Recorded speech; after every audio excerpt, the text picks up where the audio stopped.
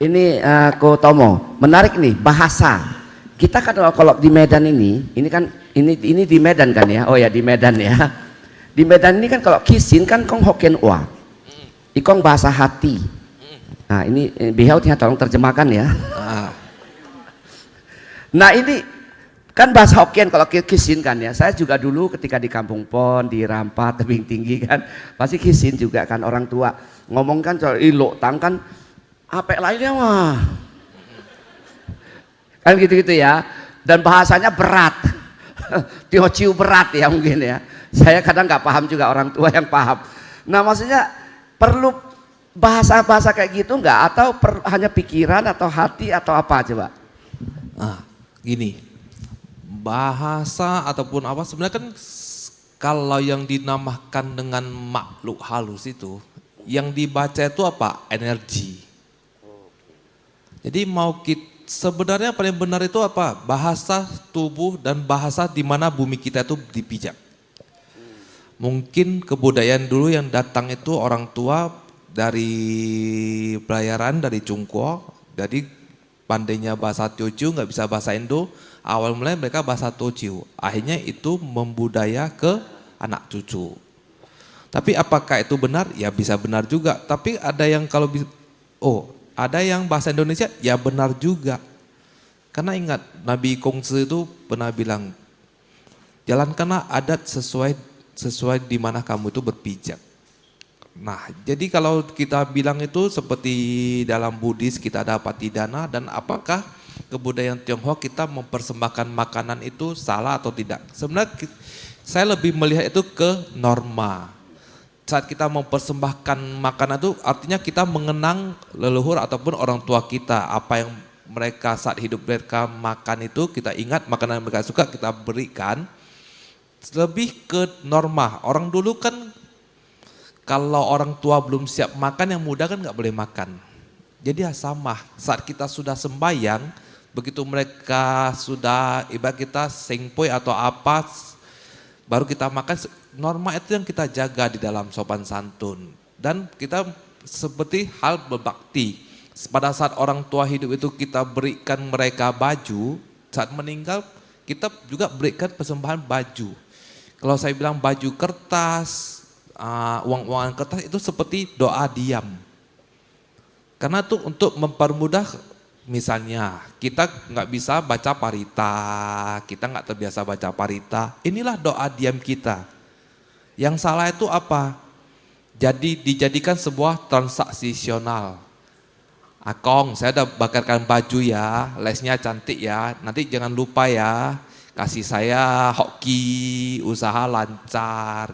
Jadi kita bakar itu bukan sebuah bakti, jadi sebuah transaksional. Oh, ini susah nih ya rupanya ya, saya bakarnya kurang banyak. Akong nggak kasih berkat, ama nggak kasih berkat. Wah, saya harus bakar lebih. Bukan itu, tapi pembakaran kertas itu sebenarnya dianggap itu adalah sebuah doa diam. Doa diam itu artinya sebuah kenangan. Jadi kita bakar itu kita nggak, di dalam kertas semen itu kan semua sudah ada simbol-simbolnya kan. Ada tulisan-tulisan baiknya, sun lili, taat setali. Ya, jadi itu kita nggak usah susah lagi. Tapi kalau bisa lagi kita lakukan itu antara budaya dan agama. Kita mengenal Buddhis itu dikolaborasi, maka kita akan lebih sempurna. Gitu. Oke, hukum transaksional pasti tidak pernah akan bisa selesai kan dalam hidup ini kan ya. Kita ngasih apa, harapnya apa gitu kan ya. Nah pertanyaannya, Ko Tomo kan sudah banyak menerima klien ya. Ini beliau ini kan mediumship muda kota Medan gitu kan ya, banyak nerima ini klien. Pernah nggak ada cerita orang ini susah banget hidupnya? Ini cerita nyata saja ya, masalah orang percaya nggak percaya itu urusan lain ya. Jadi tiba-tiba datang konsultasi, kemudian dilihat apa di terawang apa di apalah istilahnya gitu kan ya, dikasih solusi.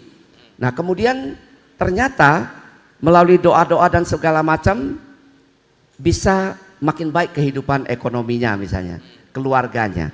Nah bisa nggak contoh satu kisah dari sekian banyak yang Anda miliki? Ya, Banyak ya mau gini.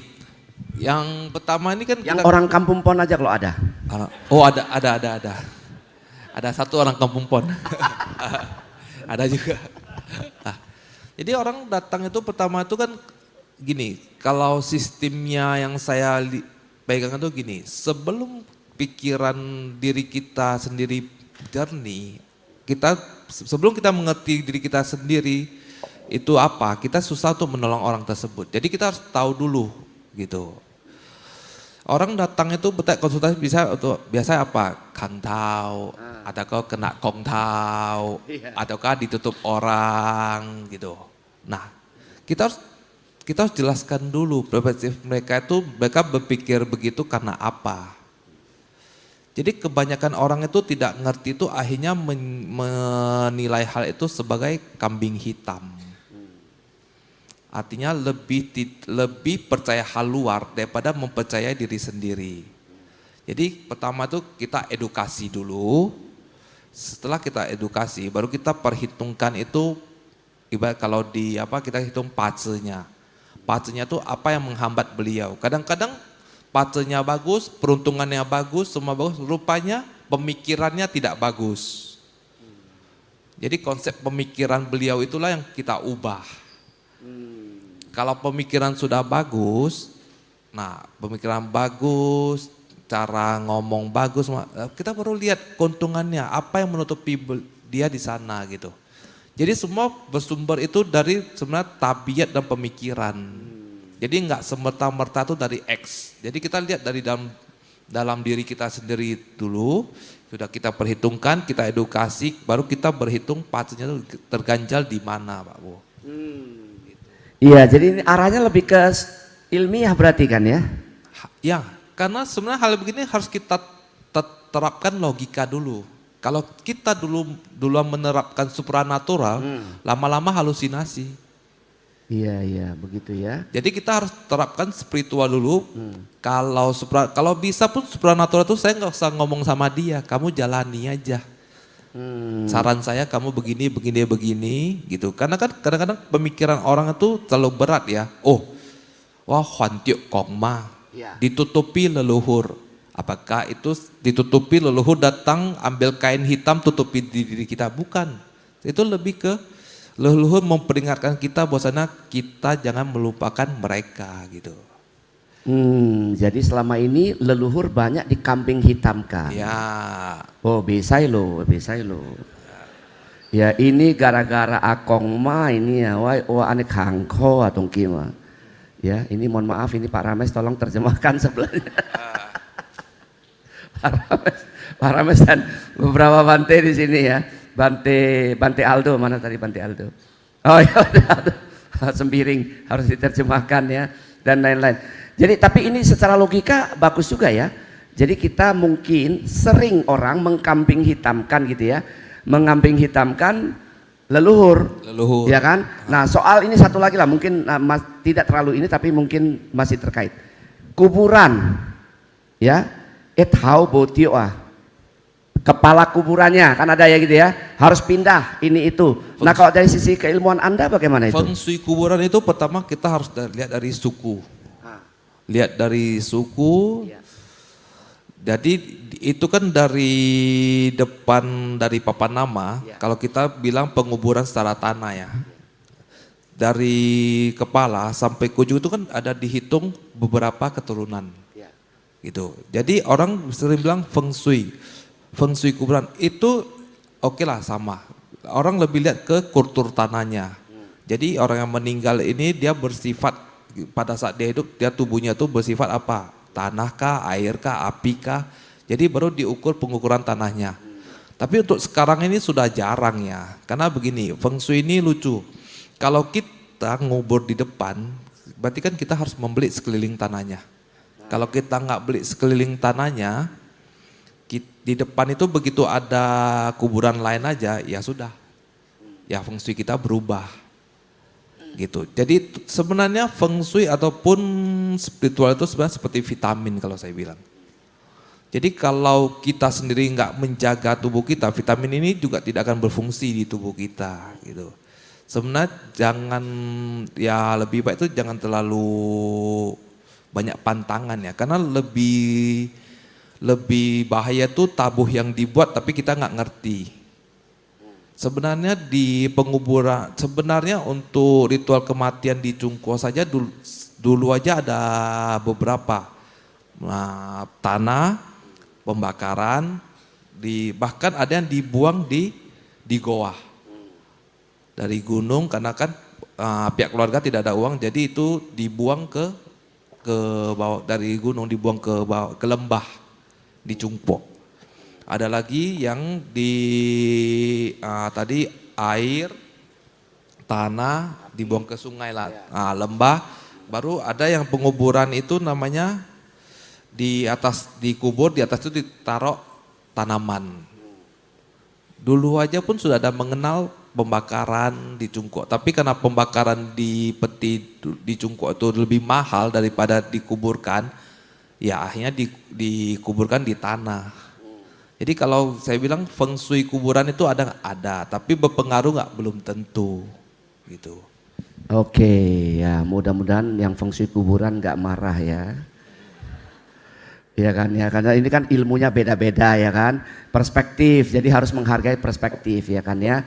Karena ada kan orang Tenglang kan kadang-kadang kuburannya, ini kuburan keluarga saya kan di Serampah ya. Kami masih di Serampah semua kan, tiap tahun kan masih cengbeng kan. Jadi kadang-kadang mungkin karena kami, saya sebut kami ya, boleh Bante termasuklah kami ya kan ya. Generasi muda mungkin pemikirannya beda sudah dengan yang generasi yang usianya sudah di atas lakcap ya kan ya. Mungkin pemikirannya beda kan ya. Jadi kadang-kadang kita yang muda, kalau saya kadang-kadang Bante yang muda begitu di makam gitu kan, harus kayak gini. Ya sudah, walaupun kita pinter, pendidikan banyak, iya ya sudah, iya aja dah. Daripada kepala benjol kan ya. Karena kita diserang orang pasti, ya kan, udah iya baik, ya sepanjang bakar kertas-kertasan gak apa-apa, asal jangan bakar rumah orang. Kan jadi kalau saya sih begitu, nggak bisa kita lawan itu karena generasinya mungkin beda. Ya kalau dia percaya gitu, ya udah. Kadang-kadang gini Bante ya, ini Kotomo sama Devi, kadang-kadang ada yang bilang begitu masuk agama Buddha, saya larang mama saya Sio Ginchua, papa besai Sio Ginchua, tidak boleh itu. Dia lupa turun temurun tradisi itu begitu lama, lebih tua usianya daripada agama dunia. Ya, tiba-tiba nggak bikin Sio Ginchua, stres, masuk rumah sakit, asuransi tak cukup, mati kan keluarganya. Betul tidak? Karena dia nggak mengerjakan secara psikologis, terganggu. Ya Bante ya, waduh ini, wah bosio Ginchua, lu akong ciam ini ya, wah bosio saya, lu akong lengsi gitu. Ya, mohon maaf ya Pak ya. Kan begitu kan? Jadi dia dilarang keras, stres. Kalau saya sih, kita yang sudah ya anak-anak muda, pendidikan yang tinggi, gunakan untuk itu. Jadi jangan gunakan untuk ini enggak benar. Enggak, kalau saya sih lebih wise lah mungkin ya. Ya sudah, mama papa pasti punya maksud kan ya, betul kan ya? Kenapa kamu mesti lakukan ini? Ya udah, kita ikuti aja. Sio Ginchua supaya lu akong di situ jangan kedinginan. Iya ma. Lama-lama umurnya kan tidak lebih panjang dari umur kita. Tio Bu, bukan mendoakan. Nanti jangan pulang-pulang ngomong sama mamamu, ma, ai Sio Ginchua kisio. Mama hoisakan teh koi wah. Mati. Devi juga nggak paham. Tio Bu, jadi orang berpendidikan tinggi jangan gunakan untuk mendebat kayak gitu. Makanya wisdom harus punya, betul nggak? Nih tiga narasumber wise semua kan, betul ya Bante ya? Wisdom semua. Jadi nggak usah kita lawan sesuatu yang tidak terlalu membahayakan. Kan bakar kertas-kertasan rumah-rumahan, bukan rumah orang. Bakar parabola, bakar mobil mewah, seri terbaru, Rolls Royce. Tetangga sebelah tanya, emang ada yang pernah bakar pom bensin? Lu maksudnya minyak dari mana? Oh dia sudah ada, pakai listrik. Dari mana? Tiongkok. Tiongkok itu bisnis di mana-mana, termasuk di alam yang tidak kelihatan, kan begitu ya kira-kira kan. Jadi itulah saudara sekalian, belajar untuk wise, jangan melihat dari satu perspektif. Makanya kita menghadirkan Panitia ini menghadirkan 3 perspektif ini. Ya, 3 perspektif di mana kita bisa lihat masing-masing punya perspektif. Jangan diserang. Anda tidak setuju ya sudah, gitu ya. Kalau kami ilmuwan ini Bante ya, kalau orang penelitianmu tidak benar, lu jangan serang saya, lu bikin penelitian baru, membantah penelitian saya, kan gitu kan ya, selesai. Nah jadi itulah ya, makanya kalau ketemu sama orang namanya sudah Agu ke Aceng kan, Guceng kan ya, sudah susah. Apapun saya pernah bikin kayak gini Bante ya, ini hanya untuk sekadar apa saja. Saya bikin gini tipsnya waktu di Batam. Tipsnya saya bilang gini, berdebat dengan satu orang bodoh akan jadi 2. Tio, berdebat dengan satu orang bodoh akan jadi, sudah tahu dia bodoh, lu debat sama dia, lu bodoh juga. Ngapain? Iya aja pergi sambil mengelus dada demi kesehatan jantung. Daripada kita sakit ngapain? Sudah tahu dia nggak punya data, nggak punya pemahaman, nggak punya ilmu. Udah, kalau saya sih jujur begitu. Makanya tadi Bante saya kejar itu narasumber, artinya supaya kita punya perspektif yang luas gitu ya. Melihat sesuatu itu, budaya itu lebih tua dari agama-agama dunia loh saudara. Silakan dicek deh. Budaya lebih tua. Ya, di Indonesia saja budaya Jawa berapa ribu tahun, agama berapa ribu tahun. Kalau kita ukur kan, mungkin dia lebih tua. Jadi hati-hati. Jadi jangan bilang, oh ini nggak benar, ini nggak benar, ini nggak benar. Jadi saya suka bilang gini, Kotomo ya, kalau sebuah budaya itu tidak ada nilai kebenarannya, dia tidak akan bertahan begitu lama. Coba Anda boleh setuju, boleh tidak ya. Sebuah budaya kalau tidak ada nilai kebenarannya, dia tidak akan bertahan begitu lama. Pudar, seketika pudar. Kenapa nggak ada gunanya? Kira-kira begitu ya. Oke, baik. Satu lagi pertanyaannya sebelum kita ke acara yang lain. Nah, kita seru nih. Nanti Anda boleh siapkan pertanyaan kepada ketiga narasumber. Nah, baik, kita ke Bante. Bante, apakah kita perlu orang tertentu di dalam, utama di acara Ulambana ini, membantu kita membaca doa? Katakanlah keluarga ini tidak mengerti Liam King, baca mantra nggak tahu, baca parita nggak tahu. Nah itu butuh orang lain, medium lah ya, untuk menyampaikan kita punya kebajikan kepada para leluhur itu Bante. Ya, jadi kalau kita bicara tentang pelimpahan jasa atau lombana ini dalam penyampaiannya atau tujuan niatnya itu sebenarnya enggak juga harus yang parita harus bisa parita, yang sutra harus bisa sutra, enggak. Karena yang mendasari kan cinta kasih, bakti, hormat ya. Jadi kalau yang nggak bisa baca parita terus suruh baca parita, ya malah tambah stres dia, malah bukannya pelimpahan jasa dia nanti jadinya. Nah, jadi maka saya selalu menyampaikan ke umat-umat bahwa jika kalian bisa datang ke Wira, ayo sama kita sempurnakan, ya sempurnakan. Karena kalau bahasa hati ditambah lagi parita atau sutra itu kan jauh lebih sempurna kan begitu. Jadi tidak ada ketentuan sebenarnya, tetapi jika ada yang lebih baik kenapa tidak kita coba lakukan. Iya. Seperti itu. Iya, ini kalimat terakhir ini kayaknya moto Bante ya. Iya, nanti untuk kampanye kayaknya ini ya. Kalau ada yang lebih baik, kenapa pilih yang baik? Gitu ya. Jangan lupa itu Pak ya, untuk calon-calon ke depan. Oke, Devi. Mungkin Devi punya klien kan banyak juga. Nanti besok lusa akan dibuka konsultasi terbatas. Hanya untuk 3 orang. Tapi izinkan saya untuk mewakili panitia. Karena tujuan kita adalah untuk membangun sebuah wihara di Siborong-Borong. Saya sudah ke situ 2 kali ya barangkali ya. Nah, Ibu Ana ketuanya, 2 kali saya ke situ ya. Ke Siborong-Borong di zaman Bante Jinadamo Mahatera, guru saya, guru kita semua mungkin ya. Itu ke situ saya tidak sempat menghadiri waktu peletakan batu pertama. Tapi saya hadir setelahnya. Saya sudah lihat tempatnya. Jadi nanti kalau Anda mau konsultasi, saya nanti akan menyampaikan kepada Anda, boleh nanti silakan berkonsultasi, tapi hanya 3 ya, karena Devi menyampaikan, nanti juga sama Kotomo. Kotomo juga tadi sudah saya tanyakan bersedia juga untuk memberikan Anda bantuan. Jadi begini saudara, saya sebelum nanti Devi ya. Jadi begini saudara, dalam segala hal, izin saya berbagi perspektif pandangan saja ya.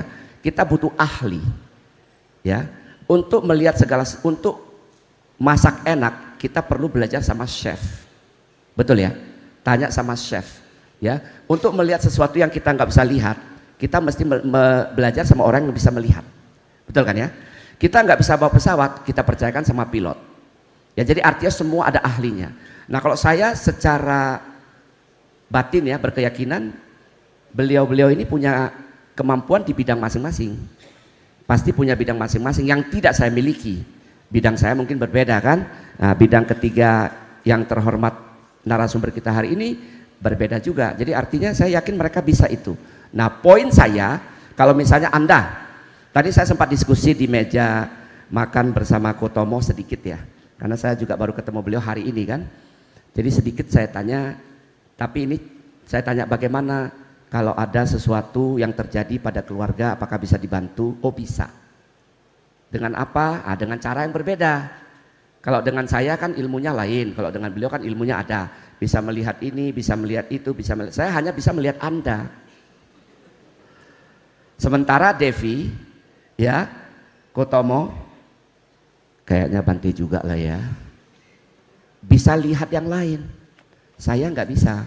Makanya kalau Anda tanya saya, kenapa ya kehidupan saya kok kayak begini? Ini bahasa langsung saja ya. Kok bisa kok kayak gini ya? Saya sudah begini kok, kenapa hasilnya nggak setimpal, nggak sebanding? Mungkin saja ada sesuatu yang keliru yang kita tidak tahu. Kita geser sedikit, jadi. Tadi Kotomo menceritakan 1-2 kisah yang beliau pernah tangani. Ya, nanti Devi saya ingin bertanya setelah ini salah satu atau salah 2 dari kliennya yang pernah selain dari temannya tadi yang datang ke rumah ya, yang pernah dibantu sehingga bisa memperbaiki itu. Jangan meremehkan saudara, kita nggak ahli di situ, betul nggak? Kita nggak ahli di situ, percayakan sama ahlinya aja. Ahlinya apa? Kita percayakan. Ya, nah mari kita dengarkan pengalaman Devi ini sekarang. Menangani klien yang banyak, ini kliennya banyak. Dan tadi Devi bilang, saya sih mau ngebantu Wihara Bodhi Sitala di Siborong-Borong itu, ya, memberikan konsultasi kepada Anda yang betul-betul membutuhkan pertolongan, ya, untuk mengatasi kehidupan Anda secara baik di dunia ini dan di dunia selanjutnya nanti tentu melalui tips-tipsnya si Devi ini, ya. Nah, nanti Anda bisa diberikan konsultasi, diberikan solusi bagaimana caranya supaya bisa selesai urusannya. Kira-kira begitu ya, sama dengan dokter. Bedanya dokter pakai alat, ya kan ya? Diagnosis, sakit kuning. Diagnosis, kamu kanker. Maksudnya dok, kantong kering. Kan pakai alat. Nah, mereka ini tidak menggunakan itu, alat fisik, tapi alat yang bersifat abstrak. Itu yang saya yakini mereka punya gitu ya. Oke, kita dengarkan Devi sekarang. Devi mungkin punya pengalaman satu saja dulu lah ya. Menangani, kamu sebutnya apa? Pasien atau klien? Jadi kalau saya kan ada konseling secara spiritual dan ada hipnoterapi juga. Ya, orangnya namanya apa? Klien. Klien lebih Oke. mudah. Punya pengalaman satu saja yang bisa membantu kehidupan orang sehingga menjadi lebih baik dia dari sebelumnya.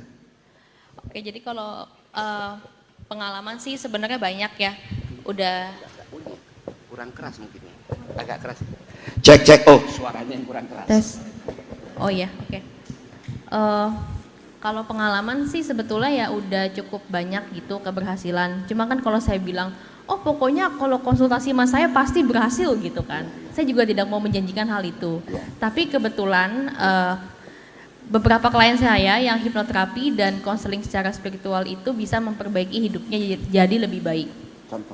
Contohnya, satu kalau dari hipnoterapi, jadi anaknya ini tuh gak pernah cocok sama mamahnya. Nah, setelah dilakukan hipnoterapi ternyata dia itu punya luka batin sama mamanya. Gitu. Jadi ya dia masih memendam perasaan itu sehingga dia sama mamanya itu reaktif. Nah, setelah di hipnoterapi hubungan sama mamanya sudah sangat jauh lebih membaik. gitu. Jadi terkadang kita kalau ada hubungan sama seseorang nih, kok kayaknya hubungan ini sulit sekali. Nah, kalau agama Buddha kan pasti kita akan bicara soal karma. Tapi sebetulnya ada banyak faktor yang menyebabkan kenapa kita bisa memiliki hubungan yang seperti itu dengan orang lain. Bisa dari diri kita sendiri, dari trauma kita, plus dari trauma juga. Jadi ya ada beberapa cara untuk menyelesaikan hal itu. Itu kalau dari hipnoterapi. Kalau dari, saya nawar satu lagi. Kalau dari konseling spiritual, sebetulnya sih saya lebih gini. Misalnya ada orang tanya bisnis dia itu dibilang bagus juga enggak, tapi kayak biasa-biasa aja. Nah, setelah konseling sama saya dan kebetulan dia itu melakukan apa yang saya katakan gitu, pas dia datang ke konsultasi ke saya lagi, itu hasilnya sudah jauh lebih meningkat dari yang sebelumnya. Kayak tokonya misalnya buka cabang, terus dia omsetnya bertambah berkali-kali lipat. Dan pada saat itu saya sarankan untuk ganti usaha gitu. Ya kalau saya kan perspektifnya dari orang yang bukan keluarga dia apa segala macam, saya kan berhak apa untuk kasih tahu. Cuma saya bilang kalau dari saya lihat kamu bagusnya usaha ini, tapi terserah mau dijalanin atau enggak. Nah kebetulan dia ngejalanin dan dia berhasil gitu. Oke, ya jadi ya ini kayaknya tema kayak gitu orang Medan paling cocok kan ya. Cho Sengli, Bu Sengli, Bu Sui ya kan ya. Ternyata begitu dikonsul, ya kamu tidak cocok bekerja di air. Kamu cocoknya kerja di darat, gitu-gitu kan ya. Ternyata bisa dibantu secara jadi sebagai seorang konsultan spiritual gitu ya. Oke, kemudian yang tadi hipnoterapi hubungan dengan keluarga, mungkin ada yang kurang pas dan sebagainya ya. Baik saudara, kita sementara berikan tepuk tangan dulu buat kedua narasumber. Kami silakan dulu narasumber untuk kembali ke tempat duduknya masing-masing. Silakan tepuk tangan sekali lagi buat ketiga narasumber kita yang luar biasa ini. Iya, nanti baru kita lanjutkan lagi tanya jawab ya. Masih ada tanya jawab saudara ya. Oke, terima kasih Bante, Ko Tomo, terima kasih. Devi, terima kasih ya. Ya, Paramita Devi hanya menerima 3 sesi konsultasi karena memang konsultasi ini memakan energi yang sangat banyak. Saya bisa memahaminya karena saya juga konsultan di bidang yang lain. Artinya memang memakan energi yang luar biasa. Apalagi ini energinya batin ya, bukan hanya otak tapi batin. Jadi sangat melelahkan.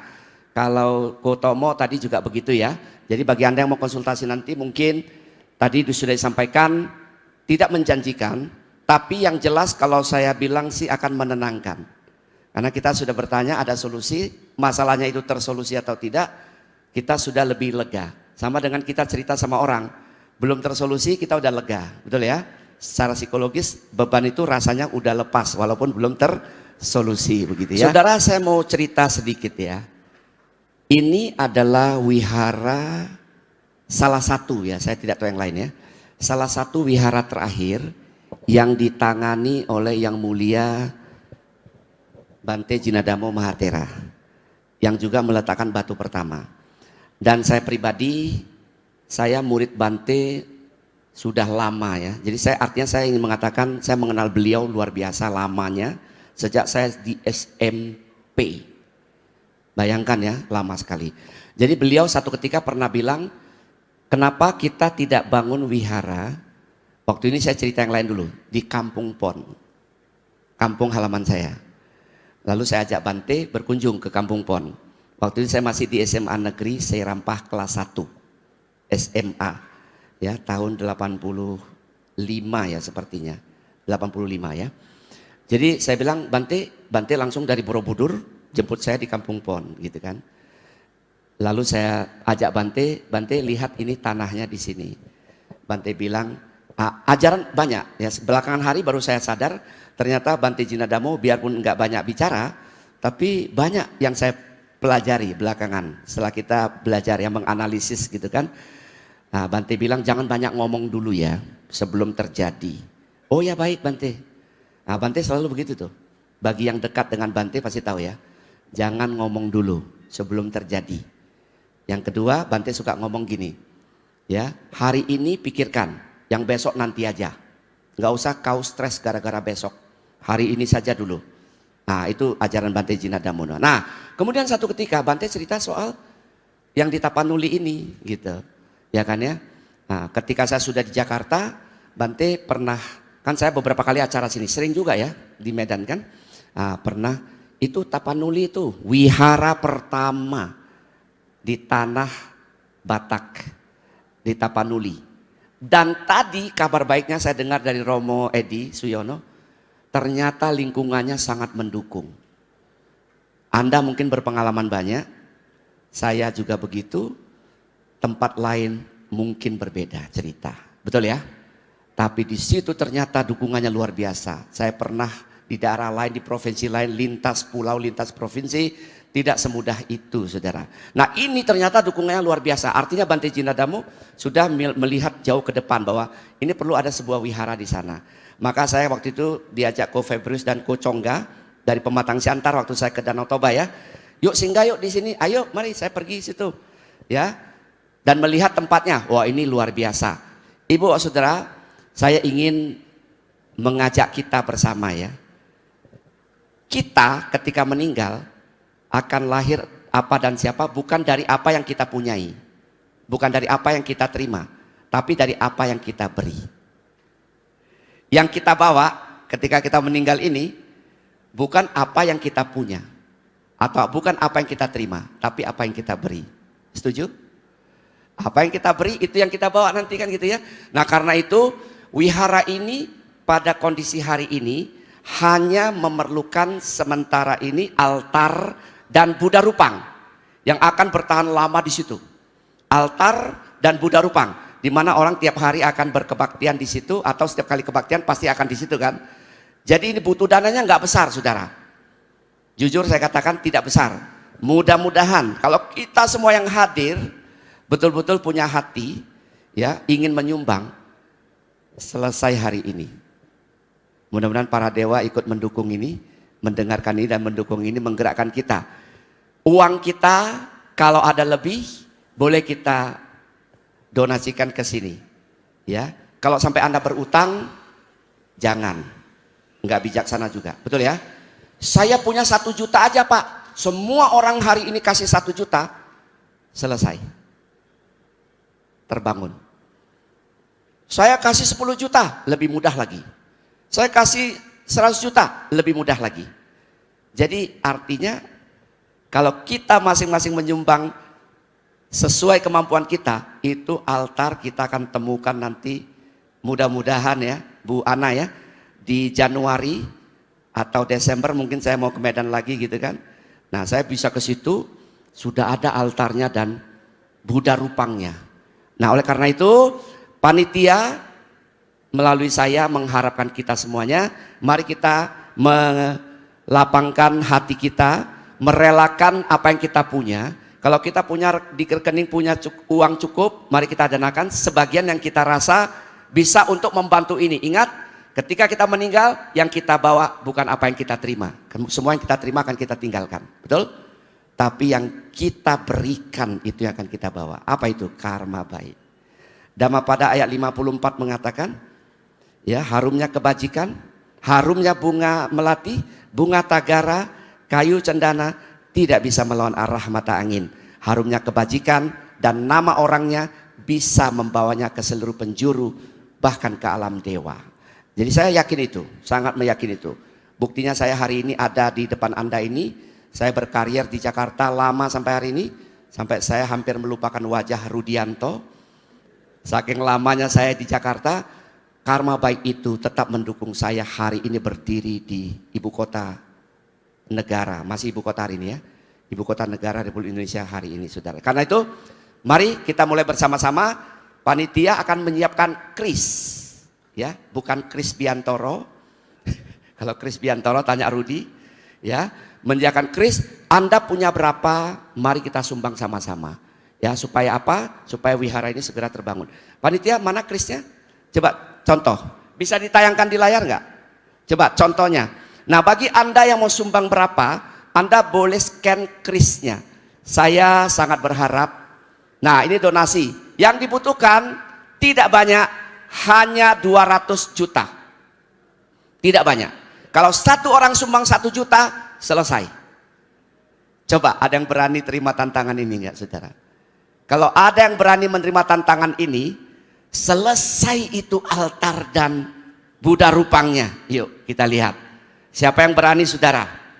Ya, 200 juta itu untuk membangun altar dan Buddha rupang.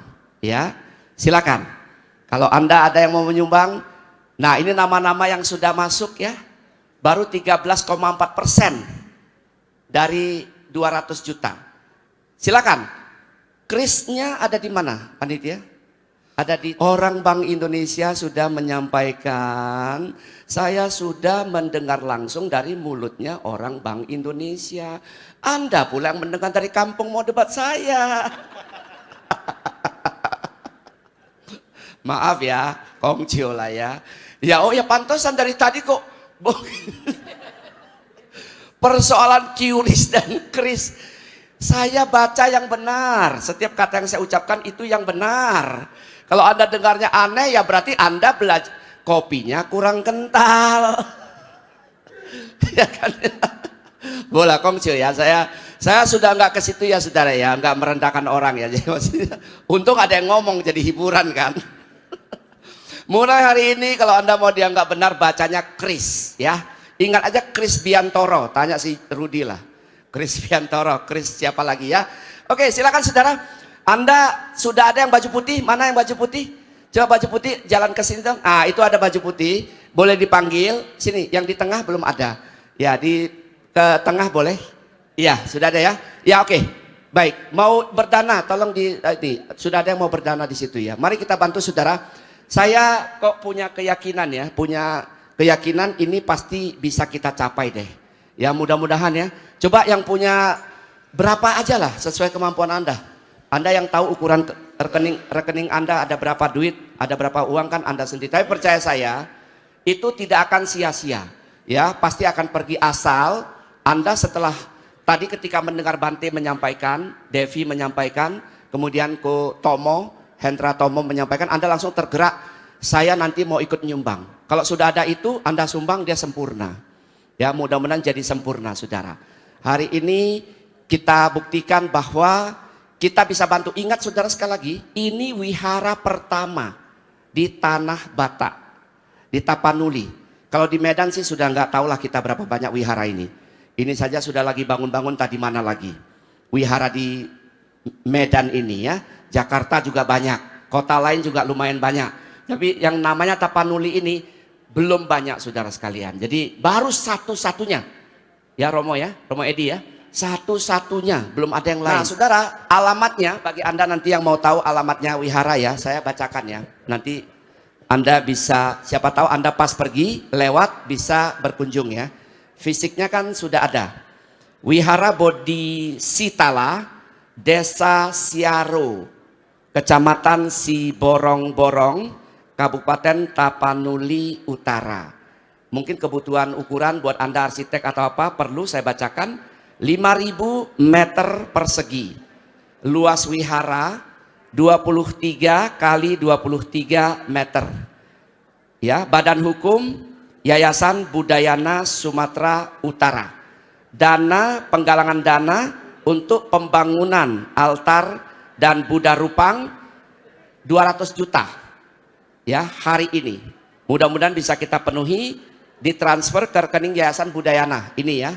Yayasan Budayana Indonesia, Yayasan Budayana Sumatera Utara.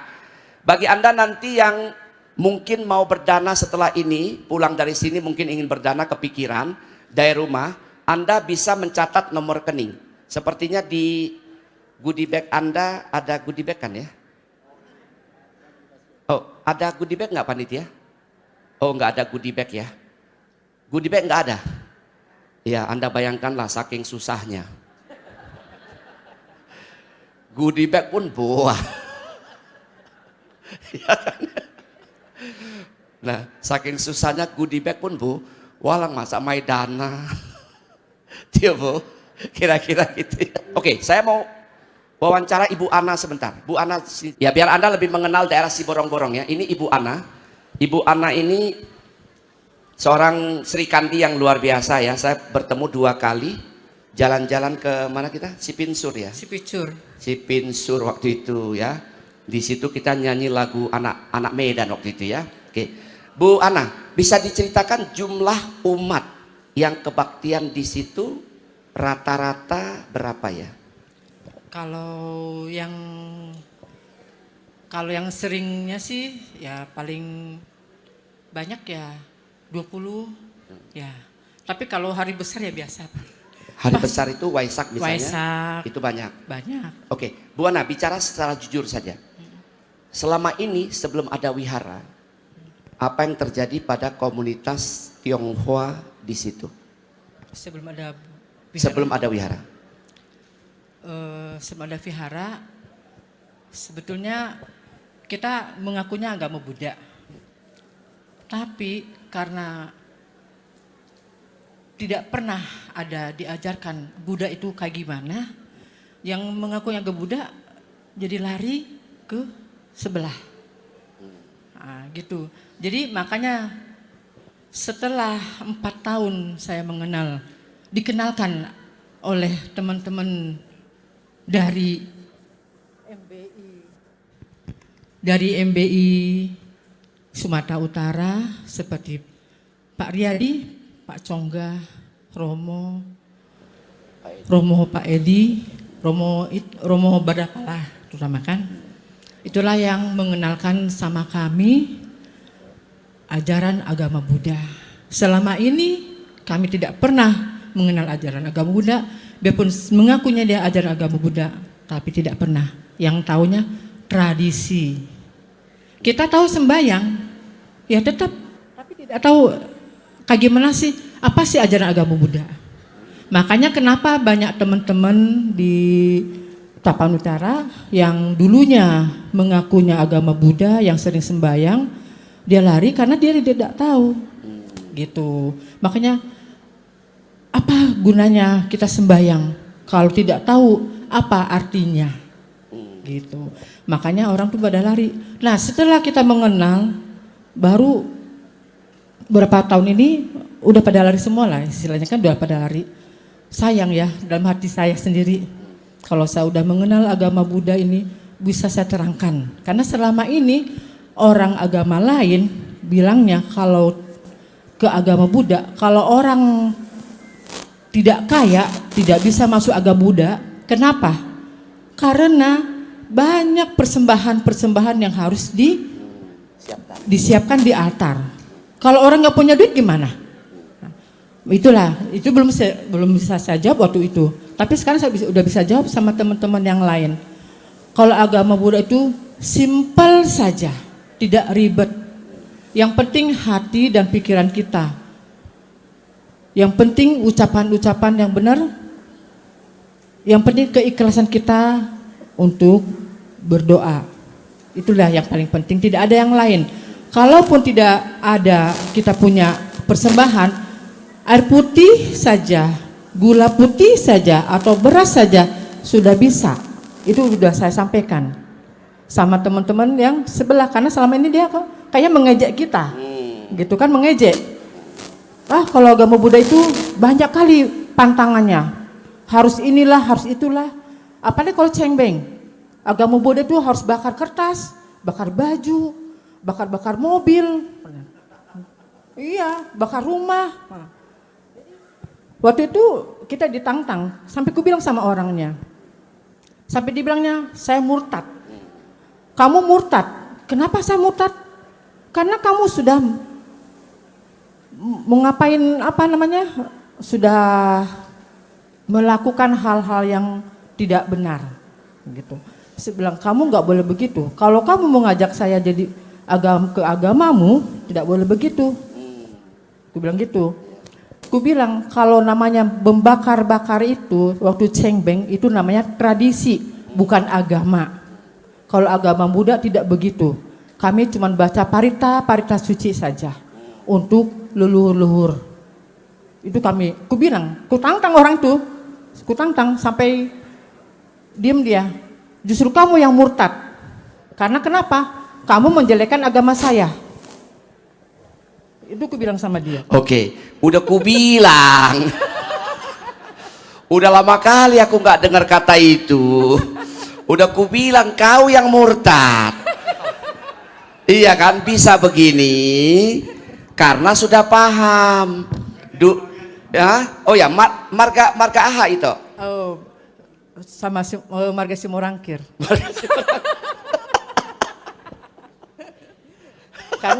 karena gini, ada orang tua yang memang sayang sama saya. Kan dia minta izin sama suami saya, boleh nggak jadi boru saya, jadi anak perempuan saya, gitu. Simorangkir. Simorangkir. Iya, kalau aku Cinaga. Cinaga. Oke, nah jadi saudara, yang diceritakan oleh Ibu Ana ini kan setelah memiliki pemahaman. Jadi gini ya, banyak yang kadang bilang kayak gini. Saya mau menyampaikan satu pandangan ya. Ngapain? Kan Buddha tidak mengajarkan cari umat banyak-banyakan. Bukan soal banyakan umat. Kalau dia jadi umat Buddha yang benar, dia akan jadi baik. Kalau dia baik, hubungan keluarga dia baik. Kalau hubungan keluarga dia baik, hubungan dia dengan lingkungannya baik. Kalau dengan lingkungannya baik, dengan kecamatan, kabupaten, provinsi baik. Kalau itu terjadi baik, negara akan jadi damai. Itu soalnya. Jadi jangan berpikir, lo ngapain memperbanyak umat Buddha. Tidak soal itu. Soalnya kita sudah tahu ini adalah ajaran bagus. Saya suka bilang sama orang begini, Buddhism is old, but gold. Gitu ya. Besok si Rudi tulislah itu. Ya kan? Buddhism is old, but gold. Agama Buddha boleh tua, seperti tadi beliau bilang. Tapi emas mahal, apalagi lagi naik sekarang ya. Lagi naik. Lah, mesti tanya ini kalau soal emas, ya kan naik apa nggak naik? Oke, Bu Ana, itu wihara pertama kali tahun berapa diletakkan batu pertama oleh Bante Jinadamu pernah menyampaikan apa kepada Anda langsung coba? Waktu Ya. itu ya, Ya. waktu kita minta doa restu Ya. dari Bante ke Vihara Borobudur. Memang waktu itu agak susah ketemu Bante sama Eyang ya, sama Eyang. Ya. Sampai orang bilang waktu itu zamannya Pak Robin ya dulu yang mewakili di Borobudur ya, kalau Iya, nggak salah. saya kenal baik juga ya. Sudah kita doakan ya, kita doakan sudah almarhum. Oke. Jadi dia yang bilang bahwa boleh datang silakan. Ya. Biarpun sebenarnya tidak bisa ketemu, tapi itulah mungkin karma baik untuk kalian ya. Ya. Makanya kita bisa ketemu. Makanya itu jam 7 lewat, jam 8 lah ketemu. Malam. Enggak, pagi-pagi. Pagi. Kalau lewat dari situ dia tidak bisa. Kalau yang udah ke dalam tidak bisa keluar lagi katanya. Betul. Nah, gitu. Makanya kami minta doa restu sama Eyang. Terus sampai Eyang bilang, ditanya di daerah mana? Tapang Utara, si Borong-Borong. Duh, kenapa ya? Dulu saya sering setiap bulan lewat ke si Borong-Borong, ke si Bolga. Betul. Kenapa saya tidak kepikiran kalau di si Borong-Borong ada umat Buddha? Berapa puluh tahun saya lewat di situ. Betul. Tapi saya tidak kepikiran. Nah sekarang datang dari si Borong-Borong untuk minta doa restu. Ya. Terus kita diwejangin ya, dikasih petua-petua gitu. Sampai dia bilang, udah kalau kita kasih izin, kalau bisa ada vihara di si Borong-Borong. Itulah yang bilang sama saya, kalau bisa kita bikin setia. Karena memang saya bilang setia ada, udah dari saya, tempat saya dulu, tempat gudang Garuda dulu kan. Jadi setia. Udah saya relakan dulu sementara. Ya pokoknya secepatnya lah harus ada vihara di si Borong-Borong. Jangan sampai lagi kita umat Buddha udah lari ke tetangga. Itu yang pesan yang sampai sekarang ku apain gitu kan. Itulah yang pesan terakhirnya. Bante Jinadamu sempat menginap nggak di wihara kita ya? Belum sempat karena kemarin terakhir, bukan terakhir, kita ketemu yang kedua kali. Iya. Dia datang dadakan dari Padang, dari Padang. Oh, dari Padang. Dari Padang. Bukan Padang Sidempuan Bukan, ya? bukan dari Padang. Oh, Padang. Itu pun dikasih tahu mendadak bahwa Bante mau lewat, kalau bisa dia mau nginap gitu. Makanya kita beres-beres semua ya kan, Iya, iya. menyambut Bante. Iya, iya. Kita tunggu jam berapa, karena nggak tentu ini, karena Bante ini dadakan datangnya, Iya. nggak tentu dia. Jadi dari jam 8 malam ke jam 1 sampai ke jam 2, kami sampai jam 3 lah baru dadakan. Bante sudah datang, cepat kami datang ke Cetia. Sampai nggak tidur dulu kami gara-gara ya, tapi saya bangga. Bahagia lah ya. Bahagia karena Eyang datang ke tempat kita. Itu berkah sama kami. Iya. Kami nyampe di Cetia, Eyang sudah di dalam. Udah di situ lihat-lihat Iya. keadaan kan gitu. Memang Bante juga cuma ada kata-kata Bante yang masih saya teringat gini, dari mana kamu lahir? Iya. Bilang dia dari mama bapak kula Bante. Cuman Iya, jawaban orang polos memang begitu ya. Iya, betul. Lanjut. tapi makanya sayangnya saya kenapa nggak bertanya ya waktu itu, apa maksudnya kata-kata Bante ini? Pasti ada maksud dan tujuan gitu. Betul. Cuman saya lagi waktu itu segan, masih baru pertama kali, kedua kali bertemu tapi masih segan, masih perasaan ketemunya sama orang yang kita hormatin sekali gitu kan. Iya, betul. Ketemu sama Eyang gitu. Saya bangga, masih bahagia. Jadi cuman waktu itu kan mau pertama pertama. Iya. Cuman saya minta izin sama Eyang, saya izin sama Eyang. Kalau nanti petaka batu pertama, saya izin Eyang, saya mohon Eyang datang ya. Ya, saya datang. Iya. Bikinlah suratnya, gitu. Itulah makanya Peletakan batu pertama. Jadi Eyang nggak nginap, nggak, karena ada banyak kerjaan lagi. Iya. Lanjut dia siantar langsung ke, kalau nggak salah ke Binjai, kalau nggak salah waktu itu. Baik, harapan bagian akhir ya. Harapan terhadap teman-teman kita yang berhati mulia hari ini hadir. Untuk wihara kita apa?